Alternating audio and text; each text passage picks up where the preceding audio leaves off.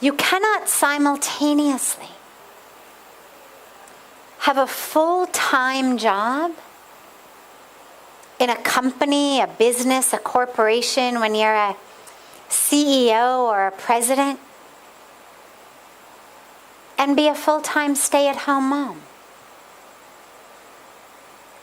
Doesn't mean you can't have a career and children. Of course you can. But you can't do each of them full-time. Something's got to give somewhere. You cannot live in Paris and LA at the same moment. You may have a house in both places if you're of that sort and jet set back and forth, no problem. But you cannot simultaneously live in both places. And so the dilemma when we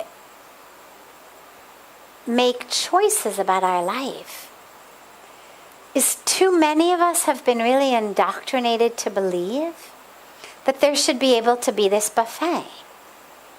I should be able to have this, but it should come with all the benefits of that.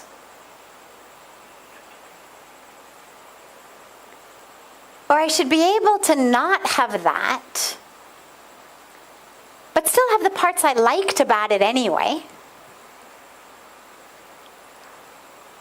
Well, it's not how life works. I'll tell you a personal story. It's actually very fitting because today is Narad Jayanti.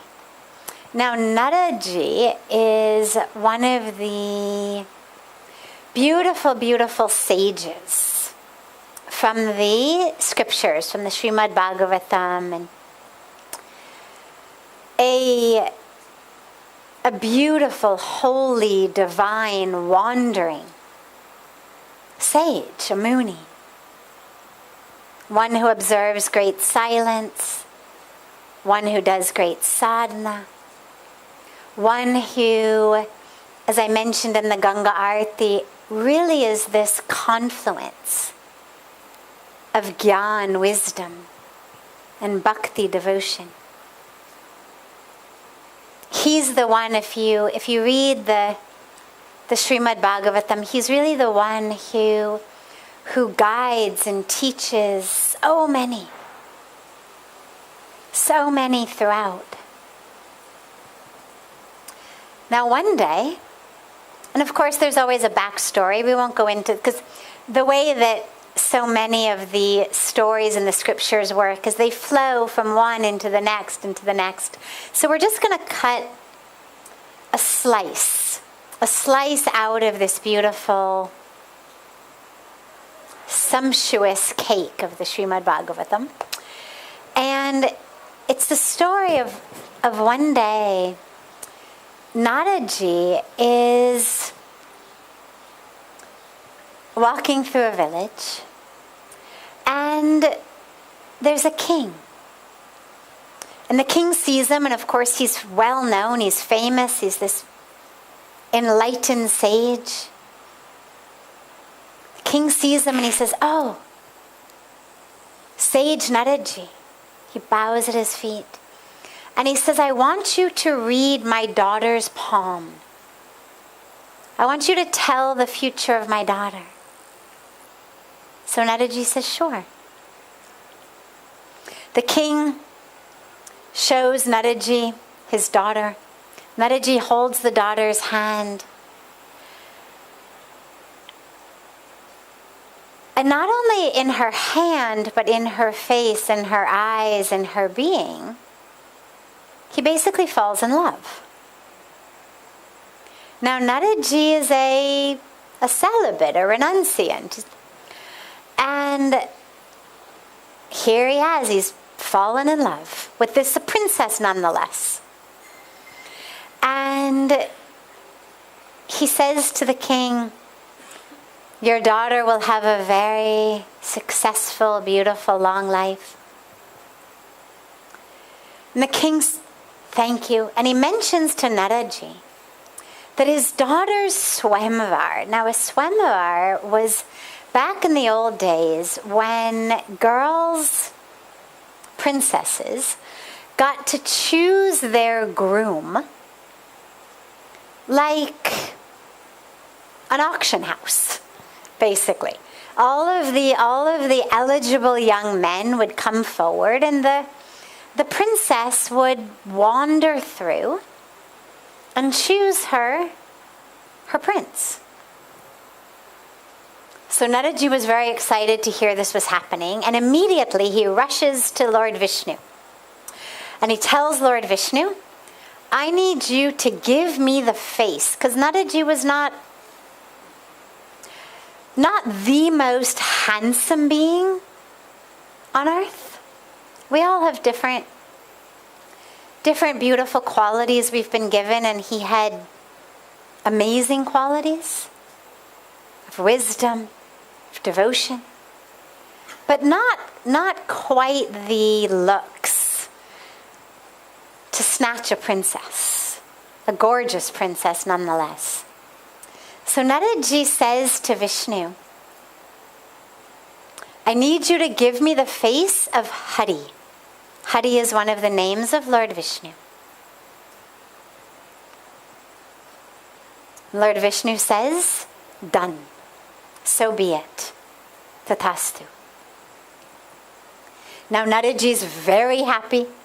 Very happy. I'm going to win this princess.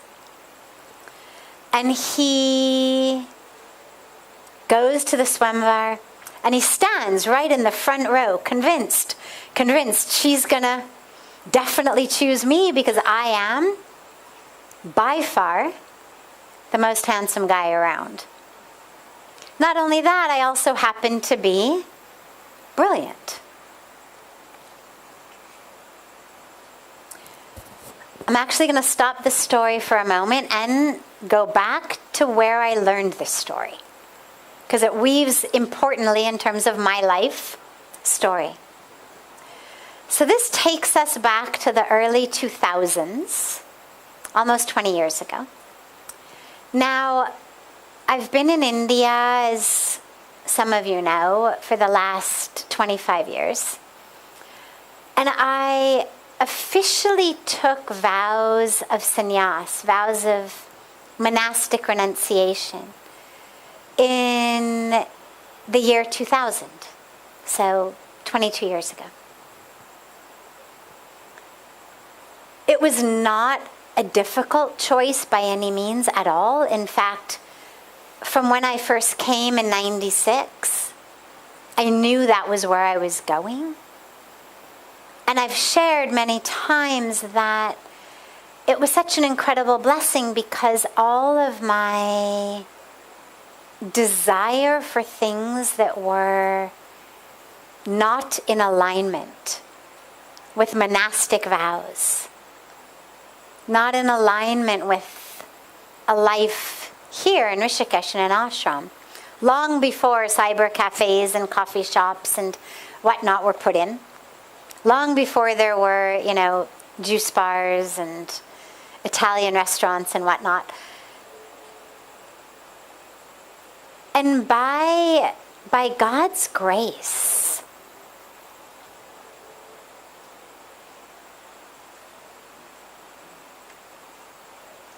the desire for those things was just scooped out of me. I always say it was like God had a vacuum cleaner and literally came in and vacuumed it out of me. So taking those vows of celibacy, of simplicity, of letting go of everything ranging from bagels to sex and everything in between, was actually not nearly as difficult as I would have thought it would have been if you had told me a year earlier that I was going to be taking monastic vows. So, now we fast forward a few years after that, and suddenly there is a gentleman, and I find myself having desire. It didn't happen automatically. It began when he said to me, out of the blue, I had not even been thinking about it, but out of the blue he says to me, I'm very attracted to you. He was a very, very good-looking, early 30-something. I was I guess, early 30-something, right around the same age. And suddenly all of that I hadn't even thought of, suddenly it came back. And suddenly there I was, full of this desire. And I finally went to my guru, to Puja Swamiji, because I didn't know what to do with it. I knew I wasn't going to break my vows, but suddenly it was difficult in a way that it never had been difficult. And so I go and I finally bring myself to not quite tell him, but luckily he understood when I told him the name of the person I needed to talk to him about, that I had a serious problem. And he looked at me and he saw my face turning all shades of red and purple and whatnot. First he was like, yeah, what? What's the problem? And then he looked at me and he goes, oh no. And he then told me this story about Naradji. Okay, so this story was the story that I got in response to me suddenly having this desire that maybe being a sannyasi was not exactly what I was destined to be. So Naradji, we're back to Naradji. He shows up at the swamvar and he's all... And the princess walks right by him. And not only that, she kind of chuckles as she walks by him. And Naradji's amazed. He can't believe it. So immediately he moves. He goes to the next line. Maybe she just didn't see me. And he goes to the next line, thinking now she'll see me. And again, she walks right by him, kind of chuckling a little again. Now he cannot figure out what has happened. He storms out and he goes to the nearest stream where he looks, because of course they didn't have, full-length mirrors in those days, especially the wandering monastics. So he looks in the river and he sees that he's been given a monkey face. He hadn't realized that the word Hari, while also being one of the names of Bhagwan Vishnu in all of his ravishing beauty, also meant monkey. And so Bhagwan Vishnu, being God, knowing exactly what tricks Naradji was up to, decided he was not going to let his star precious devotee lose himself in this way, so he gave him a monkey face. So naturally Naradji is irate. He storms to Lord Vishnu. What did you do? And Lord Vishnu explains to him, you're meant for things more than just marrying a princess. The world needs you in a completely different way. And Naradji was the one who gave us the Bhakti sutras, the teachings on devotion, and so much more. So after Puja Swamiji finished telling me the story, he looks at me and he says, don't make me give you a monkey face. It's like, you get this together, I'm going to have to give you a monkey face. So I share that because A, it's Narad Jayanti, but B, because when we make decisions, we've really got to make decisions based on What am I here for? And that doesn't mean that all of us are meant to be monastics. Of course we're not. Doesn't mean all of us are meant to live in an ashram in Rishikesh. Of course we're not. But it means that when we make decisions for our lives, to know it's a package deal. There's always going to be parts that if I could trade, I would. And it's got to be something that is not the pull of the moment, the desire of the moment, the yearning of the moment, but that which is really in line with my heart's, my soul, ultimate calling to know itself. So there isn't any official way, any equation I can give you. Just to say, trust yourself. Trust yourself, you'll know, but never expect that any situation in life is going to be exactly perfect. And don't lose beautiful opportunities because they are not exactly 100% what you had envisioned it would be. Recognize things are package deals.